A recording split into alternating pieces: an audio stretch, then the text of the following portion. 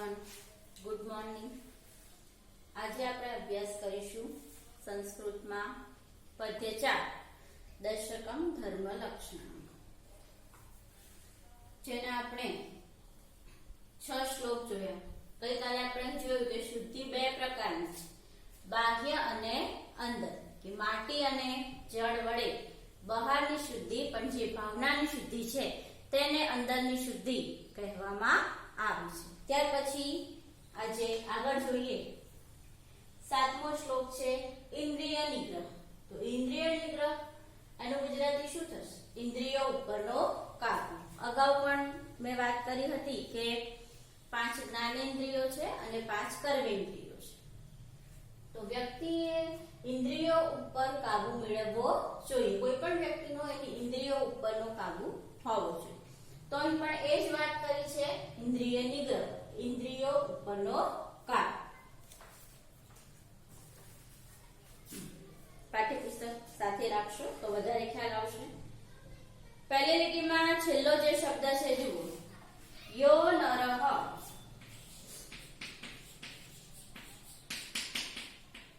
યો એટલે જે, નર એટલે માણસ. જે માણસ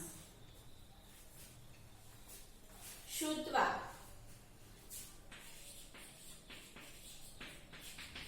શ્રુત્વા એટલે સાંભળ્યું. એના પછી છે સ્પૃષ્ટવા. સ્પૃષ્ટવા એટલે સ્પર્શી. એના પછી છે દૃષ્ટવા. તો દૃષ્ટવા એટલે જોઈને.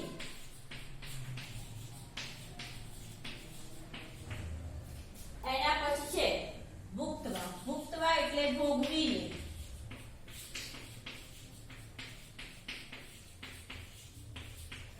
એના પછીનો શબ્દ છે રાત્વા. રાત્વા એટલે સૂંઘીને. એના પછી શબ્દ છે ચ. ચ એટલે અલવી. બરાબર. યો નરહ એટલે જે માણસ, શ્રુત્વા એટલે સાંભળીને, સ્પૃષ્ટવા એટલે સ્પર્શીને, દૃષ્ટવા એટલે જોઈને, ભુક્તવા એટલે ભોગવીને, રાત્વા એટલે સૂંઘી. નરસ્યસી. આ શબ્દ પહેલા પણ આપણે આગળ જોઈ ગયા છીએ. હર્ષ પામતો નથી.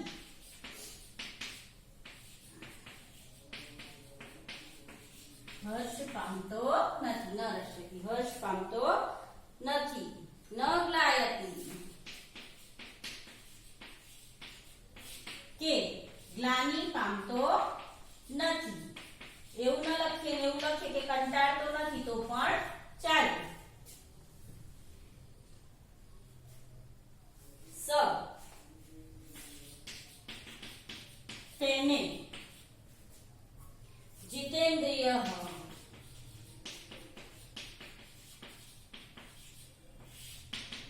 એનો અર્થ થશે ઇન્દ્રિય વિજેતા.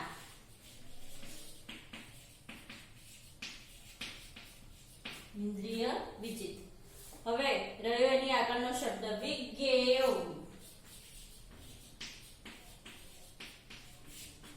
એનો અર્થ થશે જાણવો. ફરીથી એકવાર, યો નરહ એટલે જે માણસ, શ્રુત્વા એટલે સાંભળીને, સ્પૃષ્ટવા એટલે સ્પર્શી, દૃષ્ટવા એટલે જોઈને, ભુક્તવા એટલે ભોગવીને, રાત્વા એટલે સૂંઘીને, ન રસ્યતિ એટલે હર્ષ પામતો નથી, ન ગ્લાયતિ કે ગ્લાનિ પામતો નથી, સ એટલે તેને, ચિતેન્દ્રિય એટલે ઇન્દ્રિય વિજેતા, અને વિજ્ઞેય એટલે જાણતો. તો હવે આખું ભાષાંતર આ રીતે થાય. પહેલેથી શબ્દો લેતા જઈએ. ય નરહ જે માણસ, સાંભળીને, પહેલું અહીંયાથી શ્રુત્વા સાંભળીને, એના પછી સ્પૃષ્ટવા સ્પર્શીને, એના પછી દૃષ્ટવા જોઈને, ભુક્તવા ભોગવીને,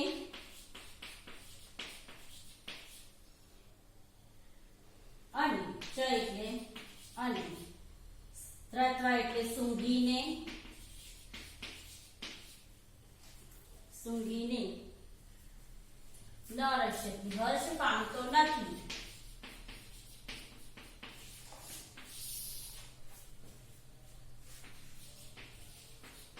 કે ન ગ્લાનિ પામતો નથી,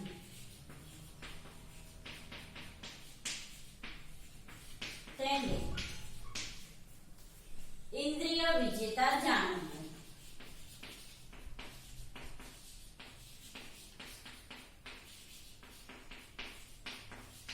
બરાબર. એનું આખું ભાષાંતર આ રીતે થશે. જે માણસ સાંભળીને, સ્પર્શીને, જોઈને, ભોગવીને, સૂંઘીને હર્ષ પામતો નથી કે ગ્લાનિ પામતો નથી, તેને ઇન્દ્રિય વિજેતા જાણવું. બરાબર. આંખ, કાન, નાક, જીભ અને ત્વચા એ 5 જ્ઞાનેન્દ્રિયો કહેવાય છે. તો એની અહીં વાત કરવામાં આવી છે કે જે વ્યક્તિ ઇન્દ્રિયો ઉપર કાબુ મેળવે તેને ઇન્દ્રિય વિજેતા છે તેવું આપણે જાણવું જોઈએ. ફરીથી, જે માણસ સાંભળીને, સ્પર્શીને, જોઈને, ભોગવીને અને સૂંઘીને હર્ષ પામતો નથી કે ગ્લાનિ પામતો નથી તેને ઇન્દ્રિય વિજેતા જાણવું. તો અહીં ઇન્દ્રિયો ઉપરના કાબુની વાત કરવામાં આવી છે.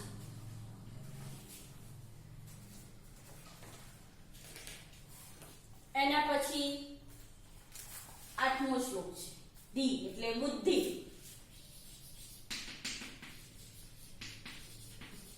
અહીં બુદ્ધિની વાત કરવામાં આવી છે. એના અગાઉ પણ આપણે જોયું હતું કે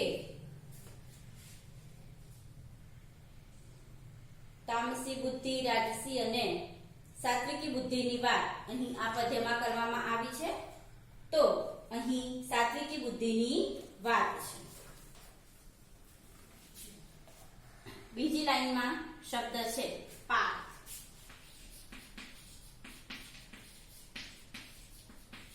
હે પાર્થ, અહીં કુંતી પુત્ર અર્જુનની વાત કરવામાં આવી છે કે હે પાર્થ. એના પછી સા બુદ્ધિ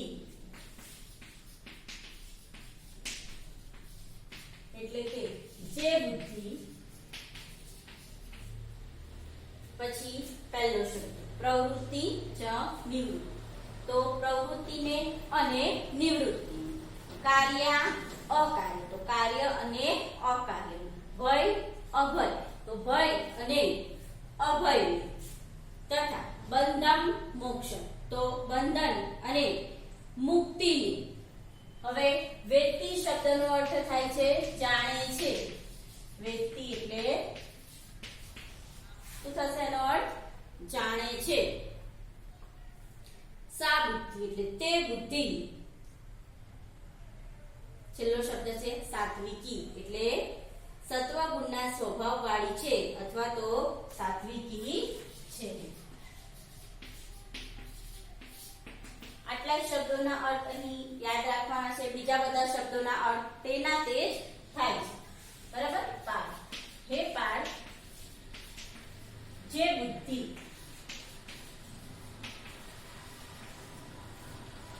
પ્રવૃત્તિ અને નિવૃત્તિને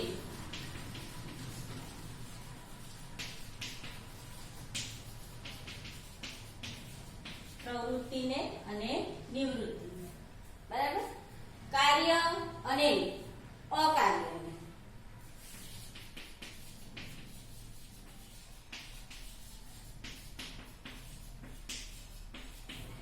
એના પછી છે ભય અને અભય.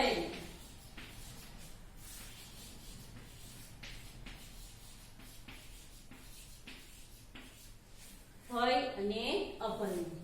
એના પછી બીજી લીટીમાં છે બંધન મોક્ષમ. તો બંધન અને મુક્તિને વેત્તિ શબ્દનો અર્થ થાય છે જાણે છે. બંધન અને મુક્તિને જાણે છે તે બુદ્ધિ સાત્વિકી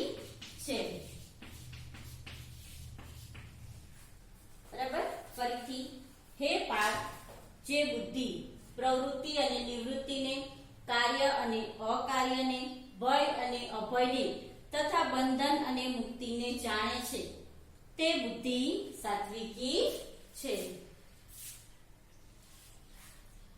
બુદ્ધિની વાત કરવામાં આવી છે અને પાર્થ એટલે કુંતી પુત્ર અર્જુનની વાત કરવામાં આવી છે કે હે પાર્થ, જે બુદ્ધિ પ્રવૃત્તિને અને નિવૃત્તિને, કાર્ય અને અકાર્ય, ભય અને અભય તથા બંધન અને મુક્તિને જાણે છે તે બુદ્ધિ સાત્વિકી છે. તો આપણે ધર્મના લક્ષણો જોયા. ધીરજ, ક્ષમા, દમન, અસ્તેયમ એટલે ચોરી ન કરવી તે, શૌચમ એટલે શુદ્ધિ, એના પછી ઇન્દ્રિયો ઉપરનો કાબુ અને તી એટલે બુદ્ધિ, સાત્વિકી બુદ્ધિ વિશે આપણે